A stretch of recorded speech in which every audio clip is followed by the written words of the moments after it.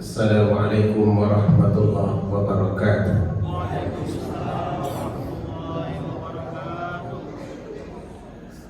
Alhamdulillahi rabbil alamin, wal aqibatu lil muttaqin, wassalatu wassalamu ala asyrafil mursalin, sayyidina wa maulana Muhammadin wa ala alihi wa sahbihi ajma'in. Puji syukur sama-sama kita sampaikan kehadirat Allah Ta'ala. Alhamdulillah, pada malam ke-5 ini kita dapat hadir mengisi dan menghidupkan malam-malam Ramadan ini dengan amal ibadah. Mudah-mudahan janji Nabi bahwa kata beliau, man qama ramadhana imanan wa ihtisaban ghufira lahu ma taqaddama min dhanbi. Kalau ada orang menghidupkan malam-malam bulan Ramadan dengan penuh keimanan dan penuh keyakinan, maka Allah Subhanahu wa Ta'ala ampunkan dosanya yang sudah lalu. Kita tidak ada satupun yang tidak berdosa, maka semoga Allah Ta'ala bersihkan kita dari dosa-dosa itu. Amin ya rabbal alamin. Salawat serta salam kepada Nabi Muhammad sallallahu alaihi wasallam. Allahumma salli ala sayyidina Muhammad wa ala alihi wa sahbihi ajma'in. Jemaah sekalian yang Allah muliakan, kalau kita bertanya buah apa yang Ramadan bawa kepada kita, hadiah terbesarnya adalah pengampunan.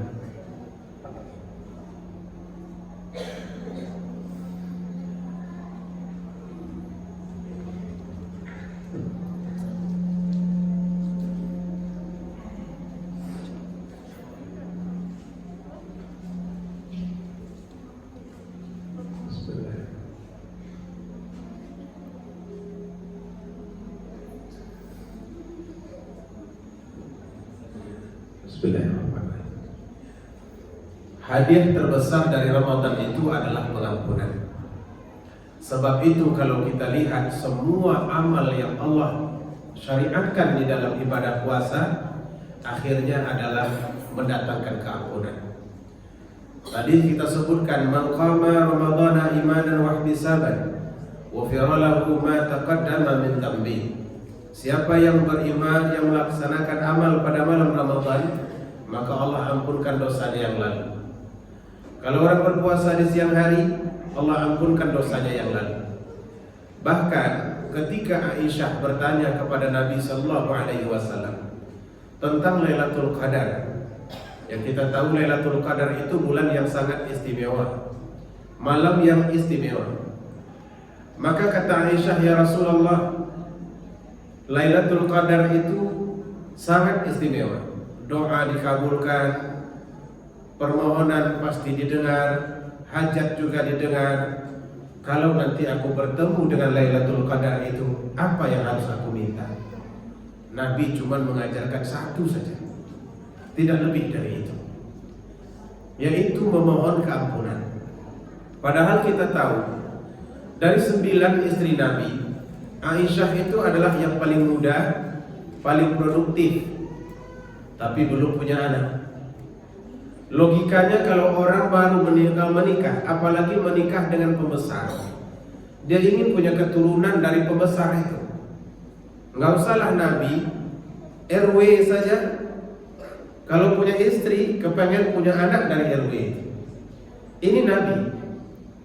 Nah, sampai Nabi Sallallahu Alaihi Wasallam wafat, Aisyah tidak diberikan oleh Allah karunia keturunan.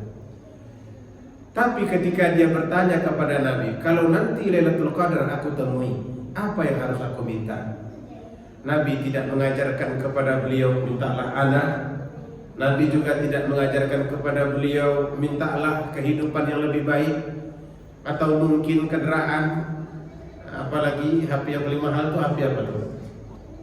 iPhone.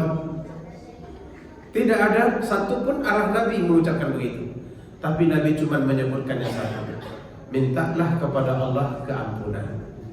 Maka diajar Rasulullah Sallallahu Alaihi Wasallam satu doa yang selalu kita dengar dari imam-imam kita. Allahumma innaka afuun tuhibbul afwa fa'fu anni.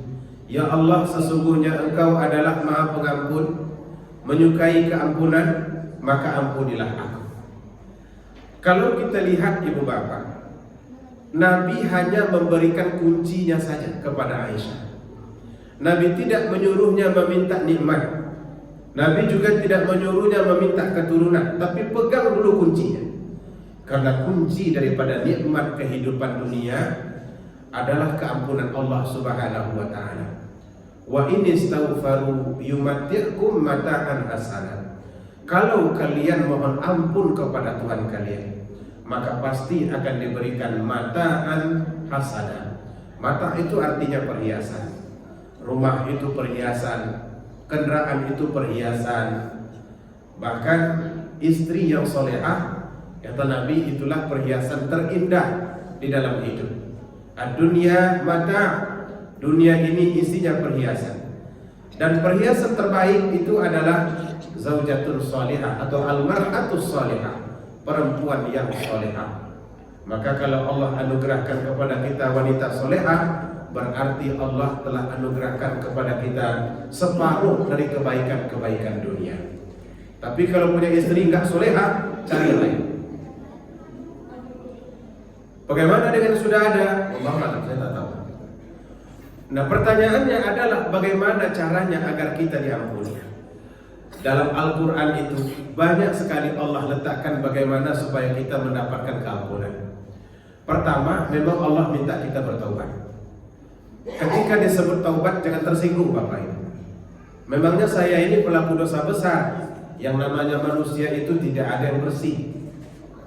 Baik itu urusannya kepada Allah, urusan kepada manusia apalagi. Kullukum khata' wa khairu khata'in tawwabun. Setiap kalian pernah melakukan kesilapan, dan sebaik-baik yang silap dan salah itu adalah orang-orang yang bertaubat. Jangankan kita, Nabi Adam yang tinggal di surga, hidup mewah, tak ada persaingan, tak perlu bisnis, istri ada, itu pun masih melanggar. Apalagi kita yang hidup di dunia, bersaing di pasar, ada persaingan di kantor, berebut-rebut rezeki di mana-mana, sampai kepada rebut-rebut jabatan. Maka kalau kita merasa kalau Nabi Adam saja sudah keliru, padahal beliau tinggal di tempat yang paling aman, apalagi kita manusia. Maka ketika Allah suruh kita bertaubat, jangan tersinggung. Apakah saya melakukan dosa besar? Enggak. Tapi dosa-dosa yang lain kita tidak pernah luput daripadanya. Nabi Daud, beliau punya 99 istri. Banyak istri. Jadi kalau beliau mengadakan wirid pengajian, nggak perlu undang kepada yang lain. Istrinya saja semuanya sudah satu majelis taklim. Lalu salahnya di mana? Sudah punya 99, dia pergi kepengen satu lagi, mencukupkan kuota 100. Tetapi sayangnya wanita yang dia inginkan ini itu sudah dipinang orang. Nah, hasratnya itulah yang akhirnya menyebabkan dia keliru. Maka turun malaikat 2 orang memberikan sindiran kepada beliau. 2 orang malaikat ini mengadukan perihal rebut-rebutan kambing. Yang satu punya 99, yang satu punya seekor. Kata yang seekor, ya Nabi Allah, wahai Nabi Allah, ini kawan saya punya 99 ekor, saya cuma punya 1. Masih mau dia mengambil yang punya saya 1 ini? Apakah itu adil? Kata Daud, tidak. Kau serakah. Kau sudah punya 99, tapi kau masih mau kambing 1 ekor lagi. Udah buat. Setelah 2 orang malaikat itu pergi, Nabi Daud baru menyadari, kenapa 99? Dia tengoknya ke belakang, ada 99 bininya. Nabi Adam melakukan kesilapan, Nabi Daud melakukan kesilapan, apalagi Mas Riyadi. Tuan-tuan, maka ketika kita disuruh bertaubat, tak perlu kita merasa tersinggung. Oh, Ustaz ini menganggap saya banyak dosa. Bukan, tapi semua kita adalah orang-orang yang pernah melakukan kesalahan. Ini langkah awal untuk mendapatkan keampunan Allah itu. Yang kedua, Allah kepengen dan suka sebetulnya ketika kita mengajukan permohonan formal dalam bentuk lafaz astaghfirullah. Kalau kita terjemahkan lafaz astaghfirullah, aku mohon ampun kepadamu ya Allah. Ini lafaz formal karena terucap dengan lisan. Mungkin banyak orang berpikir, apalah gunanya lidah kalau di dalam hati tidak sama. Tapi bagi Allah, lidah itu penting. Ketika seorang manusia mampu mengakui kesalahannya, menandakan bahwa jiwanya rendah, hatinya juga rendah, tidak menyombongkan diri. Sebaliknya kalau tidak begitu, muncul perasaan sombong. Inilah yang menyebabkan iblis dulu akhirnya terperangkap dalam sikap yang begitu angkuh, disebabkan ia tak mampu mengucapkan kata-kata lebih rendah. Usjudu li Adam, sujudlah kepada Adam, kata Allah Ta'ala.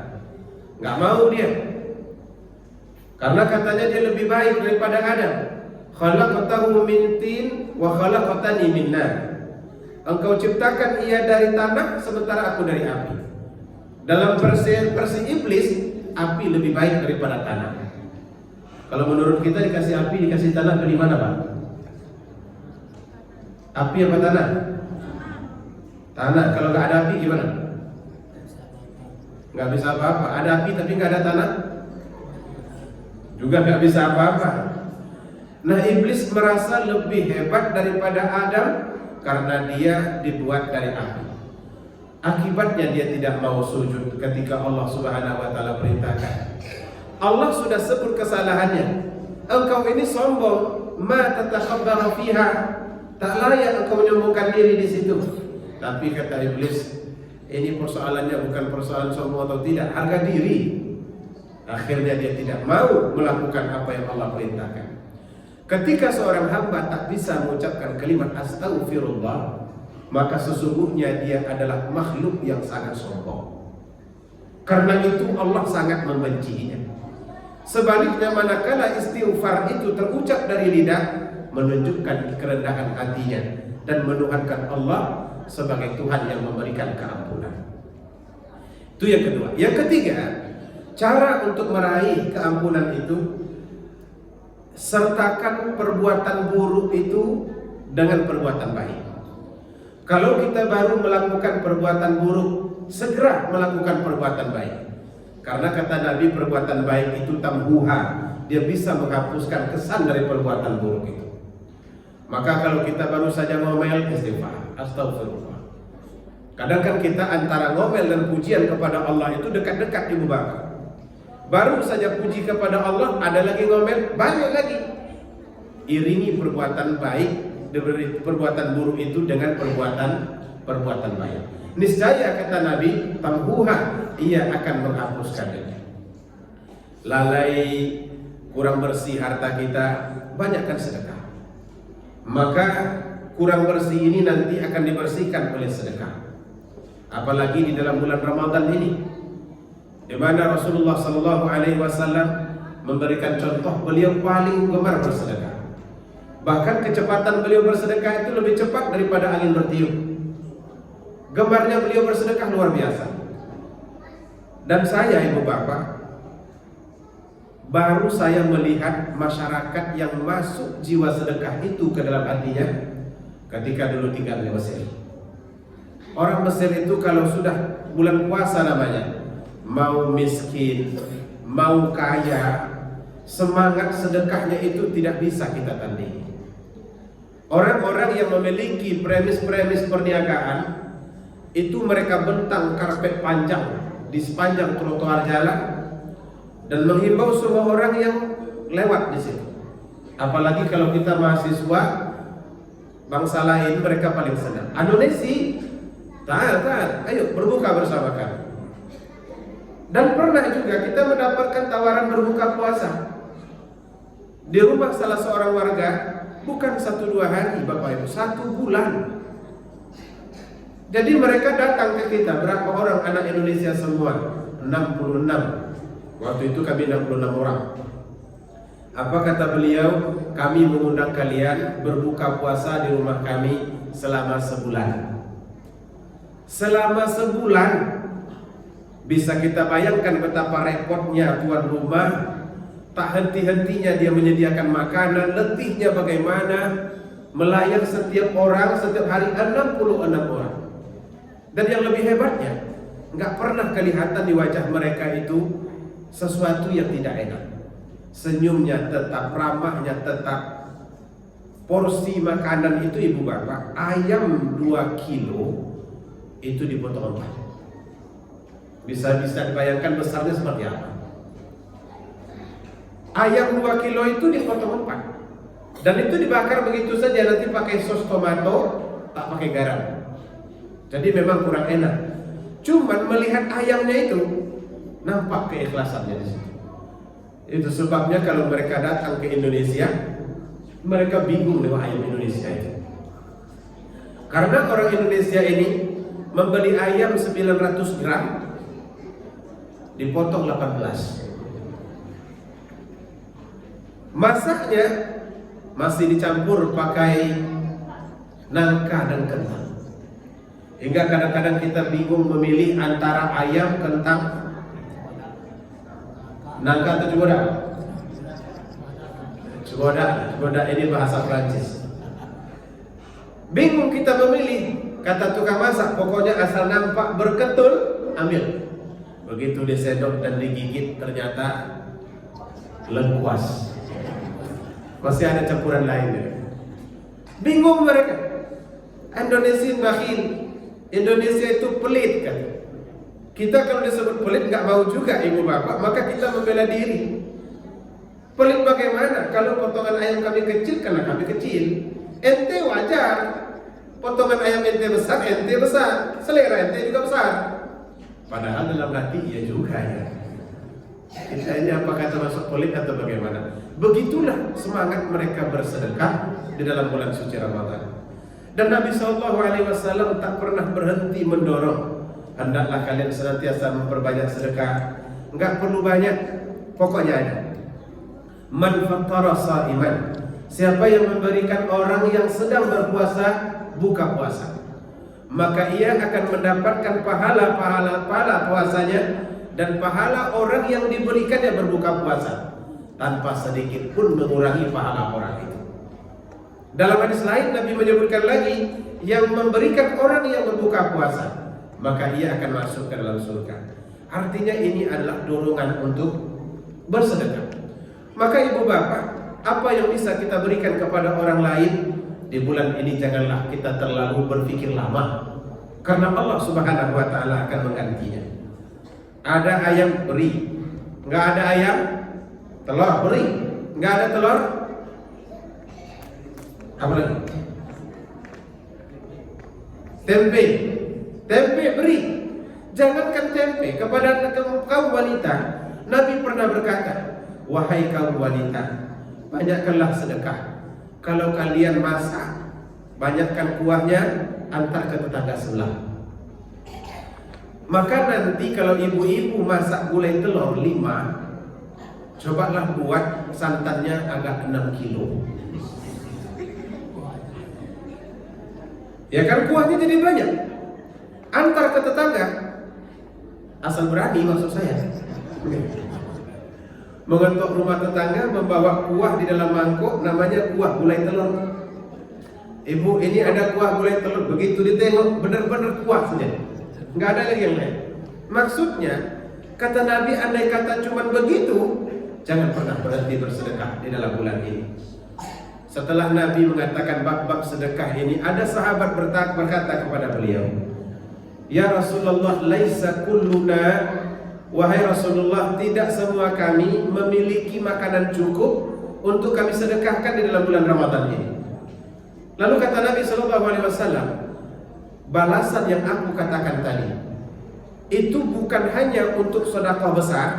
Bahkan kalau kalian cuma punya sebiji kurma, lalu kalian sedekahkan kepada orang lain, Allah akan tetap memberikan balasan kepadanya.